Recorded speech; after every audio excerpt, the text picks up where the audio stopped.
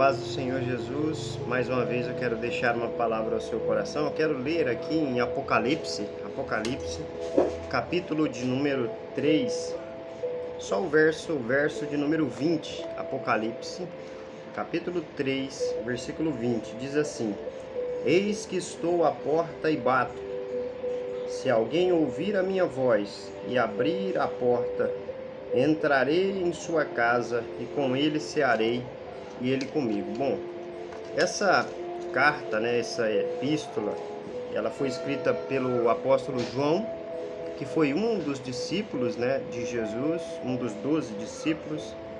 Ele foi um dos 3 mais chegados de Jesus, sempre que Jesus estava em um local mais reservado, por exemplo, na Transfiguração, no Monte da Transfiguração.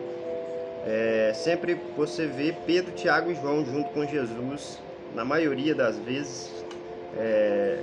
Então ele tinha uma proximidade maior com Cristo, e ele era mais novo dos apóstolos, dos discípulos, e ele teve o privilégio,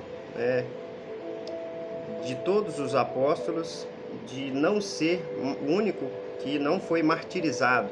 Ele não foi morto, martirizado como Pedro foi crucificado de cabeça para baixo, Tiago foi decapitado, e os outros apóstolos, todos eles, quando se intensificaram as perseguições dos imperadores romanos sobre os cristãos, por exemplo, o apóstolo Paulo, foi decapitado pelo imperador Nero.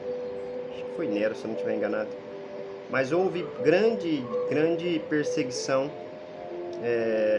sobre os cristãos, E João, ele foi exilado numa ilha que chamava Patmos, e essa ilha não era um lugar agradável de se estar, Era um presídio, vamos assim dizer, que eles enviavam essas pessoas para lá, e elas ficavam lá, E ele já era idoso, e Deus permite ele ter essa visão do Apocalipse. Então ele escreve, interessante, que o próprio Jesus aparece para ele, e ele tem essa visão de Cristo glorificado, e ele recebe uma ordem para escrever aquilo que ele viu, e ele apresenta Jesus apresenta diante de João e pede para que ele escreva aquilo que ele vai ouvir, que ele vai ver, as coisas que são, as que ainda aconteceriam,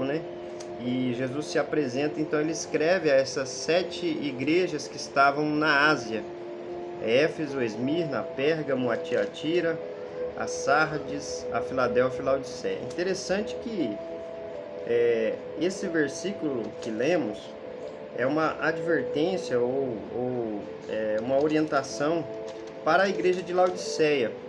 E se nós analisarmos o que foi dito em todas as igrejas aqui, acho que daria muito tempo. Tem várias recomendações, tem várias coisas importantes que precisamos ficar atentos como cristãos. Mas especificamente, por exemplo, a igreja de Éfeso, ela tinha perdido o primeiro amor. A igreja de Esmirna não tem nenhum confronto, Mas ela era uma igreja pobre, que era fiel a Deus, e ela imaginava que estava passando dificuldade, tudo, mas eles estavam em Cristo, E sempre cada igreja tinha um detalhe específico, mas os que os crentes mais gostam é a igreja de Filadélfia, Por quê? A palavra é maravilhosa, Diz assim: eis que diante de ti pus uma porta aberta. Mas se a gente analisar o que está escrito para essa igreja, eu vou ser bem breve para o vídeo não ficar muito extenso, mas é interessante que no versículo 10, capítulo 3, versículo 10, diz assim: como guardaste a palavra da minha paciência, também eu te guardarei na hora da tentação que há de vir sobre todo mundo para tentar os que habitam na terra, Quando ele fala, eis que diante de ti pus uma porta aberta, eu sei as tuas obras e tal, né? Mas esse pessoal aqui, essa igreja, tinha sido fiel, mesmo sendo fraca, mesmo tendo pouca força, ela não negou o Senhor Jesus e foi fiel, né? Então nós precisamos ressaltar isso também, porque Deus não vai abençoar quem não quer viver de acordo com a sua palavra e não se esforça em ser fiel a Deus. E Laodiceia é um exemplo claro de uma igreja que era rica, que estava em uma cidade próspera, né? E que isso fazia com que ela não...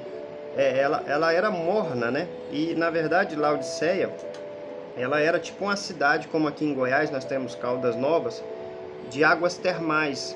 Então era um centro ali turístico e um desenvolvimento muito grande. Então todas as pessoas ali viviam, tinham uma qualidade de vida muito boa.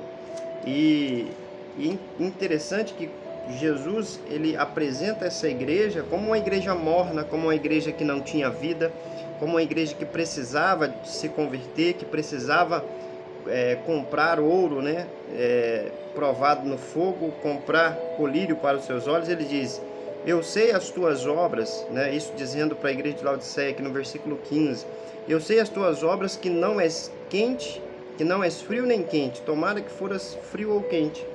Assim, porque és morno, não és frio nem quente, vomitar-te-ei da minha boca. Então Jesus já estava falando para ela: olha, você é morno, não é frio nem quente, eu vou vomitar-te-ei da minha boca. Porque Jesus usa aquilo que eles conheciam para dar a mensagem para essa igreja, né? Eles sabiam que a água morna, ela podia contaminar, ela traz malefícios à saúde. Então não é uma água bebível, né? Não é uma água saudável. Então Jesus ele usa isso para falar para aquela igreja que ela precisava de mudança, e daquela forma que eles estavam vivendo, que a igreja estava vivendo, Jesus não aceitaria. E aí, olha o confronto de Deus para essa igreja. Ele diz: como dizes, né? Rico sou, estou enriquecido, de nada tenho falta. A igreja falando isso, né? De forma arrogante, de forma prepotente, achando que não depende do Espírito Santo, que não depende de Jesus. E o cristão ele tem que ter essa consciência de que ele necessita do perdão de Deus, né?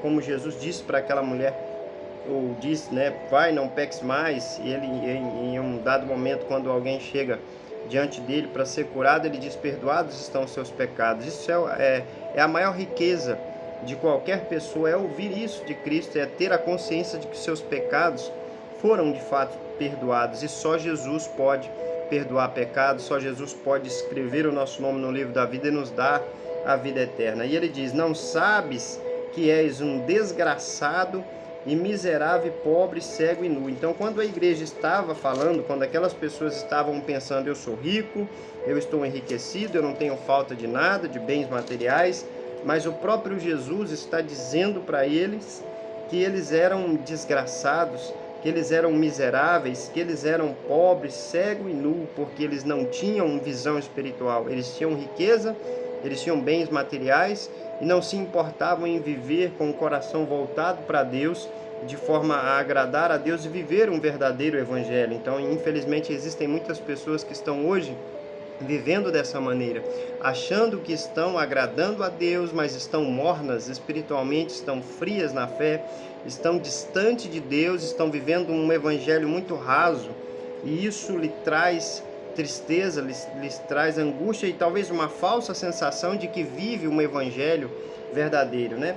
Aí Jesus fala no versículo 18, né, aqui: aconselho-te que de mim compres ouro provado no fogo, para que te enriqueças. Então, eles precisavam da riqueza, mas o ouro espiritual, o ouro que Jesus poderia dá-los, para que eles vivessem, né, com vestes brancas. Ele diz: e vestes brancas para que te vistas e não apareça a vergonha da tua nudez. Então, que eles não mostrassem essa nudez, como Jesus já disse, como a palavra de Deus diz no versículo 17, que eles eram pobres, desgraçados, miseráveis, pobre, cego e nu, mas eles precisavam comprar vestes brancas de Jesus, para não aparecer a nudez deles, né? O pecado, toda essa realidade espiritual que eles viviam, e que unjam os olhos com colírio para que vejas. E havia em Laodiceia um desenvolvimento muito grande na questão da ciência, né?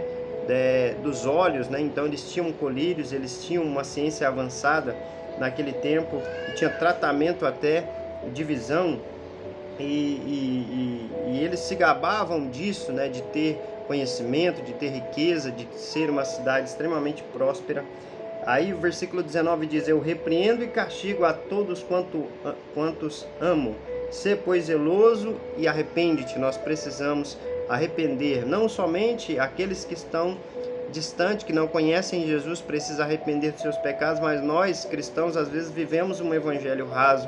Nós não vivemos a profundidade daquilo que Jesus tem para as nossas vidas. E aí entra o versículo 20. E ele diz: eis que estou à porta e bato. Isso Jesus falando para uma igreja. Ele estava de fora, mesmo aquela igreja se apresentando como cristã, como servos de Cristo, né? Aquelas pessoas que ali faziam parte dessa igreja de Laodiceia, mas eram pessoas que Jesus não estava dominando a vida deles, que Jesus não estava direcionando nem guiando os seus passos, né? Então Jesus diz: eis que estou à porta e bato. Se alguém ouvir a minha voz e abrir a porta, eu entrarei em sua casa, e com ele cearei e ele comigo. Então Jesus estava falando: olha, eu estou longe, eu estou fora da sua vida, eu estou fora, né, do domínio, da direção da sua vida, e eu preciso entrar. E ele diz: se você ouvir a minha voz e abrir a porta, eu entrarei, e com ele cearei. Esse cear é ter comunhão, é ter intimidade, é estar à mesa, é estar junto. E é isso que Jesus quer de nós, um relacionamento íntimo, uma vida consagrada a Ele, uma vida de comunhão, de proximidade. E no versículo 21 e 22 está escrito o seguinte, para finalizar: ao que vencer, lhe concederei que se assente comigo no meu trono, assim como eu venci e me assentei com meu Pai no seu trono. Quem tem ouvidos, ouça o que o Espírito diz às igrejas. Então, eu acredito que Jesus está à porta do coração de muitas pessoas, batendo e perguntando, né? Olha, dizendo: se alguém ouvir a minha voz e abrir a porta, eu entrarei em sua casa, e com ele cearei e ele comigo, e terei comunhão. A vida dessa pessoa será diferente, porque quando Jesus entra, ele traz vida, ele traz salvação, ele traz transformação.